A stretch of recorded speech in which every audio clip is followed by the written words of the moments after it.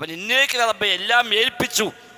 എൻ്റെ ശരീരം ഞാൻ സമർപ്പിച്ചു, എൻ്റെ മുതു ഞാൻ നിന്നിലേക്ക് ചായ്ച്ചു, എൻ്റെ എല്ലാ കാര്യങ്ങളും റബ്ബെ നിന്നെ ഏൽപ്പിച്ചു.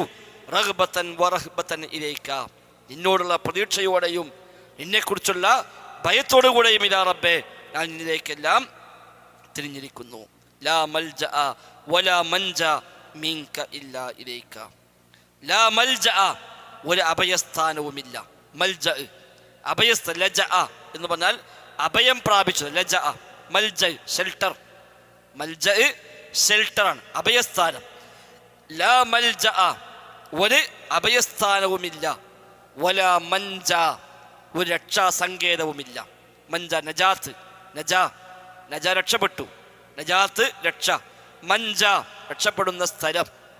എവിടെയെങ്കിലും പേടിച്ച് ബേജാറായി രക്ഷയ്ക്കായി ചെന്ന് കൂടാവുന്ന സ്ഥലത്തിനാണ് മൻജ എന്ന് പറയുന്നത്. മൽജ അഭയം തേടിച്ചെല്ലാവുന്ന ഇടം. അപ്പൊ ഒരു ഭയമുണ്ടാകുമ്പോൾ അഭയം തേടിച്ചെല്ലാവുന്ന അഭയസ്ഥാനമില്ല. വലാ മൻജ, ഒരു രക്ഷാസ്ഥാനവുമില്ല. മിൻക, നിന്നിൽ നിന്ന്, ഇല്ല ഇലൈക, നിന്നിലേക്കല്ലാതെ. അള്ളാഹിനെ പേടിച്ചിട്ട് വേറെ കൊടുക്കാൻ പോവുക, പരലോകം പേടിച്ച് ബേജാറായിട്ട് എന്ത് ചെയ്യാൻ പറ്റും? നരകത്തെക്കുറിച്ച് പേടിച്ചൊരുത്തന് എന്താ ചെയ്യാം? ഒന്നും ചെയ്യാനില്ല. അള്ളാഹുലേക്ക് മടങ്ങല്ലാതെ. രക്ഷപ്പെട്ടു പോകാൻ പറയാൻ ഇടമില്ല. പരലോകത്തേക്ക് ഞാൻ പോരുന്നില്ല എന്ന് പറയാൻ പറ്റുമോ? ഇല്ലല്ലോ. ഞാനവിടെ വരൂല എന്ന് പറയാൻ പറ്റൂല. പോയേ പറ്റൂ, അള്ളാഹിന്റെ മുമ്പിൽ വന്നേ പറ്റൂ. അവൻ്റെ അദാബ് സത്യമാണ്, റഹ്മത്ത് സത്യമാണ്. അപ്പൊ അള്ളാഹിനെ പേടിച്ചിട്ട് അഭയം തേടി പോകാവുന്ന വല്ല ഇടങ്ങളുമുണ്ടോ? ഒന്നുമില്ല. രക്ഷപ്പെട്ടു പോകാവുന്ന സ്ഥലമുണ്ടോ? ഇല്ല.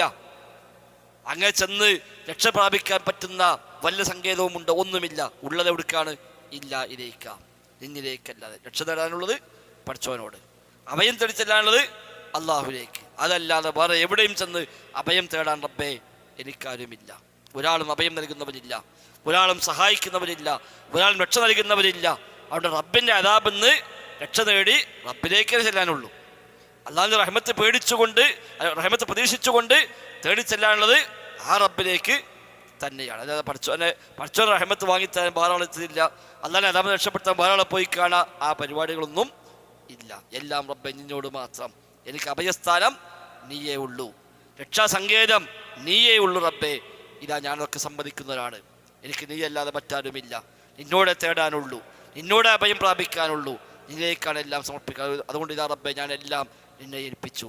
എൻ്റെ ശരീരം ഞാൻ നിന്നിലേക്ക് സമർപ്പിച്ചു, എൻ്റെ മുതുകിലാണ് ഞാൻ നിന്നിലേക്ക് ചായ്ച്ചു, എൻ്റെ കാര്യങ്ങളൊക്കെ റബ്ബെ ഞാൻ നിന്നെ ഏൽപ്പിച്ചു. നിന്റെ ശിക്ഷ എനിക്ക് പേടിയാണ്, നിന്റെ റഹ്മത്ത് എനിക്ക് പ്രതീക്ഷയുണ്ട് റബ്ബെ. ആമൻതു ബികിതാബിക്കല്ലദീ അൻസൽത വബിനബിയിക്കല്ലദീ അർസൽത.